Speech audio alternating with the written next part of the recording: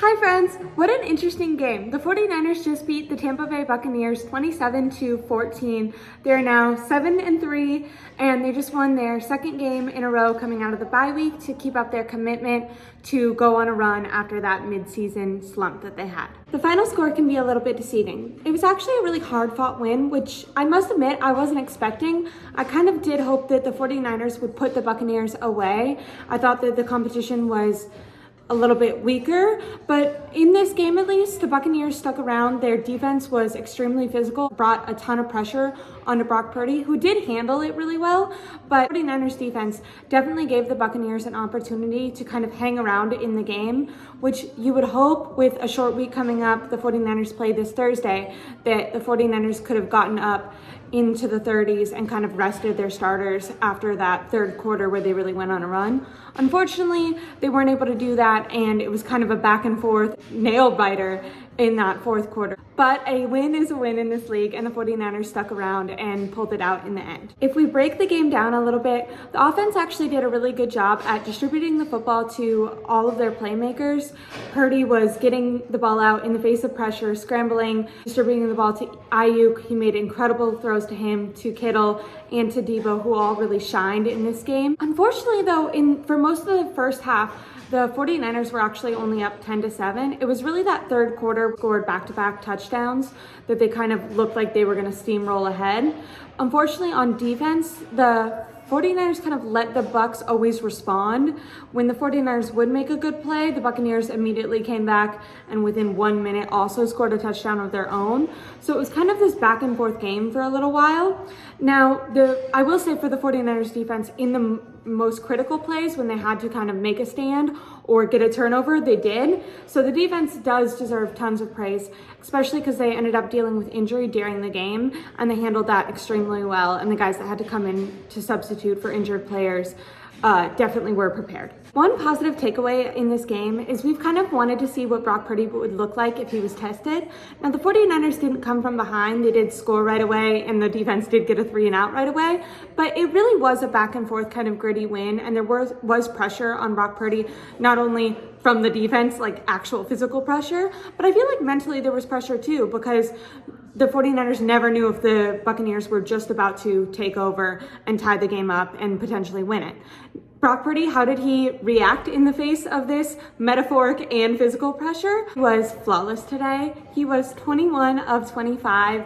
He had 333 yards. He had 3 touchdowns, and he had a perfect quarterback rating. He's actually the first quarterback in franchise history since 1989, Steve Young, to accomplish that. So that's an amazing achievement. And aside from just statistics, Brock Purdy looked phenomenal. He distributed the ball to Aiyuk and made some darts, and he threw balls down the field to George Kittle and to Debo Samuel. All 3 of those guys seem to have excellent chemistry in today's game. Also, even though he was sacked, I think 5 times, he could have been sacked, it seemed like 12 times. He was constantly facing physical pressure. And so not only was he dealing with the mental pressure of kind of needing to make sure that he kept the Niners ahead with the Buccaneers always having the opportunity to come back, but he was also escaping pressure with his legs, making really accurate throws and throwing the ball deep down the field to keep the Buccaneers defense honest. It was a really impressive performance by Brock Purdy. Obviously, I still want to see how Brock Purdy will perform when he has to carry the Niners from behind, but I do think that today's game was truly an accomplishment and very promising from Brock Purdy. It's really awesome to see what he can do when the whole entire team is flowing. And today we saw that. Now, we don't want them to only be able to win one way, so hopefully we'll see more in the future. But offensively, Brock Purdy had to be the story today. Now, defensively, I think we should talk about Ji'Ayir Brown. He came in relief for Hufanga, who unfortunately we learned in the press conference immediately after the game, Hufanga might be out with the season with a torn ACL. So I'm praying for Hufanga, and I hope that that's an overreaction and it's not that bad of an injury. Now, while he was out, the 49ers called up Ji'Ayir Brown, who was a rookie that people were really excited for in the draft. In Hufanga's place, the Buccaneers immediately targeted Ji'Ayir Brown, and it did not look good right away. It made sense why the 49ers weren't playing him. He was getting killed. But then he completely turns it around, and it's an amazing story. With about 6 minutes left, he forces a 3 and out by breaking up a pass. Then, unfortunately, the 49ers offense isn't able to respond, and the Buccaneers get the ball back again. Now, with only 3 minutes left in the game, Ji'Ayir Brown ends up catching an interception in the end zone, giving the 49ers offense another opportunity and taking points off the board for the Buccaneers. It was an amazing story and turnaround for Ji'Ayir Brown, and definitely probably really helped with his confidence. So if he does have to fill in for Hufanga for the rest of the year and he's able to keep up the performance that he did today, I think that will be very promising for the rookie.